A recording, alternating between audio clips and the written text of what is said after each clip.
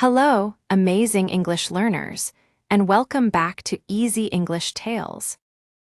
Today, we have an incredible true story for you, the story of Joan of Arc.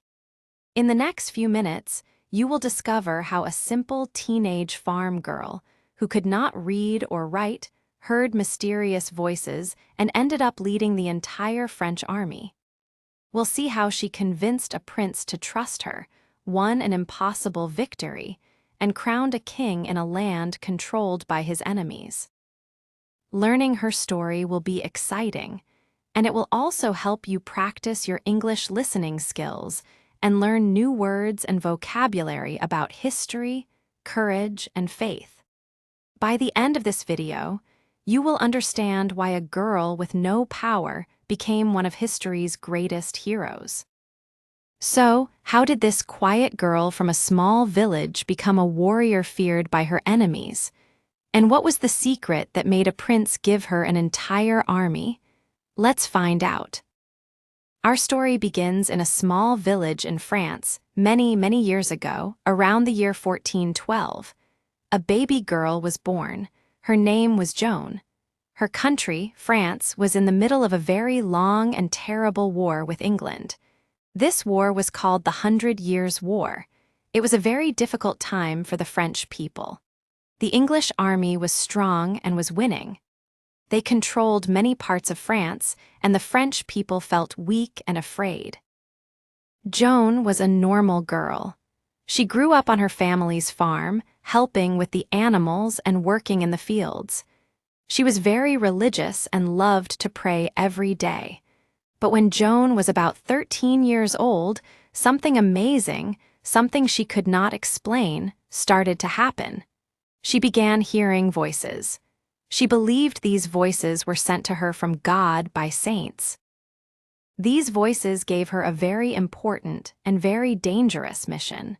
They told her she needed to do two huge things. First, she had to save the French city of Orleans from a powerful English attack. And second, she had to help the true French prince, Charles, travel safely to the city of Reims to be crowned the real king of France. This was an almost impossible mission for anyone, especially a young farm girl. But Joan had great faith and incredible determination. The word determination means you have a very strong and firm decision to do something, and you will not let anything or anyone stop you. Joan was absolutely determined to do what the voices asked of her. When she was about 17 years old, Joan left her village to begin her mission. She cut her hair short and dressed in men's clothes. This was a practical choice, helping her travel more safely through the dangerous, war-torn country. Her goal was to find Prince Charles and tell him about her mission from God. But how could a poor girl from a tiny village get a meeting with the future king? After a long and difficult journey, she finally reached the castle where Charles was staying. At first, no one believed her. The guards and the important people in the court looked at this young girl in strange clothes and thought, "How can she help us? We have strong soldiers, and even they are losing." But Joan was confident and would not leave. Hearing about this strange and persistent girl, Prince Charles decided to test her. It was a clever test. He dressed in normal, plain clothes and stood with all the other people in his court. He put another man on the throne to pretend to be him. When Joan was allowed to enter the big, crowded room, she did not go to the man sitting on the throne. She walked right through the crowd of over 300 people and went directly to the real Charles. She told him things that only he and God could know. To this day, no one knows the exact secret she told him. But whatever it was, this secret sign convinced Charles. To be convinced means that you believe something is true after someone shows you proof or tells you something powerful. Charles was now convinced that Joan was not an ordinary girl. He believed she was truly sent by God. He agreed to give her an army.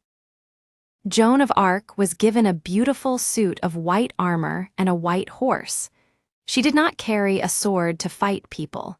Instead, she carried a white banner with the names of Jesus and Mary on it. She was not a trained soldier. She did not know how to fight like a general, but she was a powerful and inspiring leader. She rode with the French army to the city of Orleans. When Joan arrived, the French soldiers were losing hope. They had been fighting for months and were tired and ready to give up. But Joan's arrival changed everything. The soldiers' morale was suddenly very high. Morale is the feeling of confidence and hope that a group of people, like an army, has. Joan's bravery and her strong faith gave the soldiers new morale. They saw her and believed that God was on their side. They believed they could finally win. She led them into battle. She planned attacks and gave brave orders. She was not afraid and stood at the very front of the fight, encouraging the men. During one difficult battle, she was even hurt by an English arrow.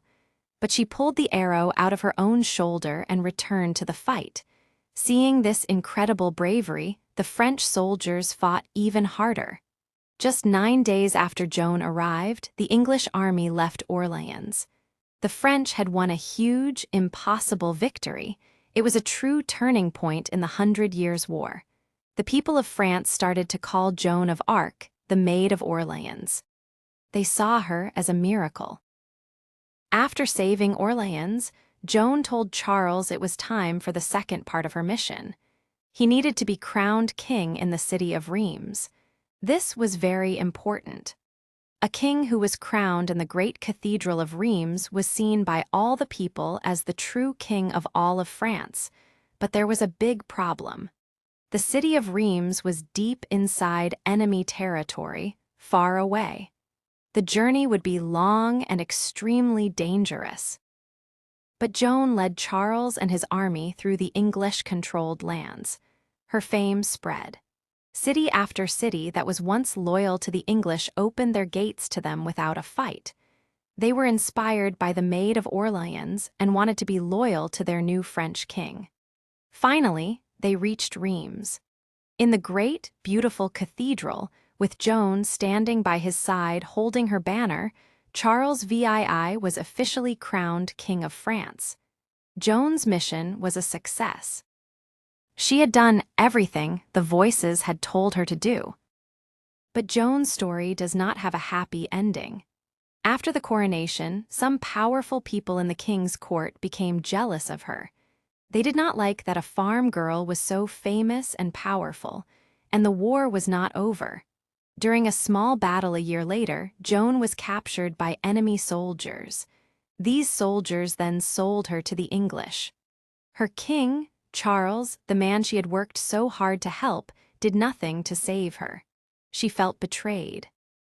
To betray someone means to be unloyal to them and to hurt them, especially when they trust you. The English wanted to destroy Joan's power. They could not admit that she was a great soldier because that would mean the French were strong and that God was on their side. So, they decided to say she was evil. They put her on trial. A trial is a formal meeting in a court to decide if someone is guilty of a crime. But this was not a fair trial. The judges were all friends of the English. For months, they asked her tricky questions, trying to make her say something wrong. They accused Joan of terrible things. They accused her of witchcraft, of using evil magic. And they accused her of heresy. Heresy is having a religious belief that is different from what the main church says is true. The judges said the voices she heard were not from God, but from the devil. Joan was all alone. She was only 19 years old. She had no lawyer, no one to help her. But for months, this young, uneducated girl stood up to the powerful, educated judges. She answered their questions with honesty and simple intelligence. She never lost her faith. But in the end, the unfair court declared her guilty. The girl who had led armies and crowned a king was taken to the marketplace in the city of Rouen and was executed by being burned. It was a very tragic and cruel end for a hero. But the story of Joan of Arc does not truly end there.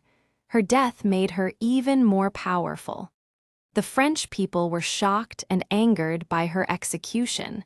They were inspired by her sacrifice and fought even harder against the English.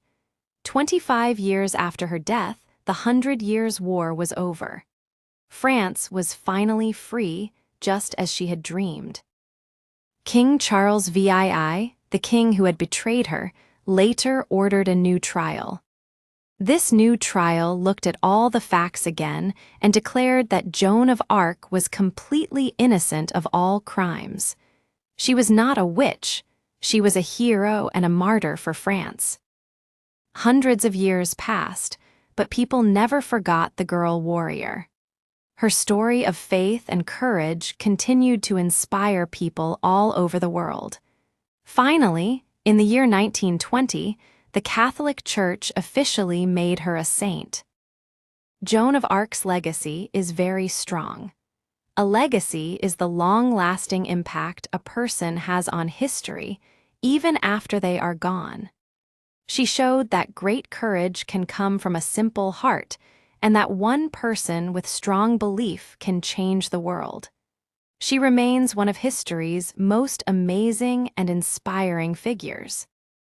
What a powerful and emotional story.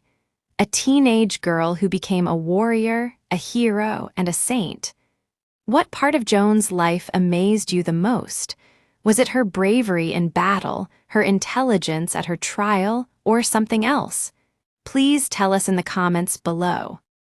We hope you enjoyed this story and that it helped you with your English learning. If it did, please show your support by giving this video a big thumbs up. And don't forget to subscribe to Easy English Tales and click the bell so you won't miss our next story. Thank you for watching. Keep practicing and see you next time.